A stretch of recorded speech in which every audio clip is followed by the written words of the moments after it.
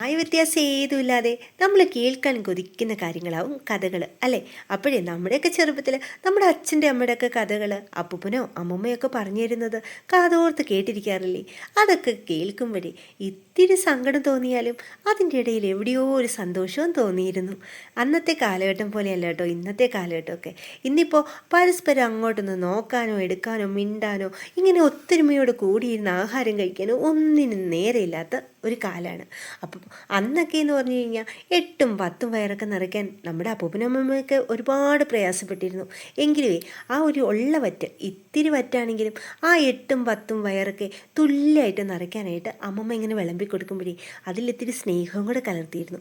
അതുകൊണ്ട് തന്നെ അതിങ്ങനെ പരസ്പരം എല്ലാവരും കൂടെ ഒത്തൊരുമയോടെ ഇരുന്ന് കഴിക്കുമ്പോൾ ആ കുഞ്ഞു വയറുകൾ നിറയാൻ അത് തന്നെ ധാരാളമായിരുന്നു അല്ലേ?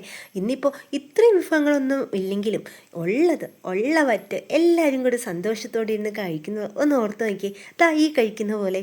അപ്പോൾ പിന്നെ നമുക്കിതൊക്കെ കാണുമ്പോൾ ഒരു സന്തോഷമൊക്കെ തോന്നാറില്ലേ? ഇങ്ങനെ എത്ര പേരല്ലേ ഇന്നിപ്പോൾ കഴിക്കാറുള്ളതെന്ന് ഒന്ന് കമൻറ്റ് ചെയ്തിട്ട് പറയണേ.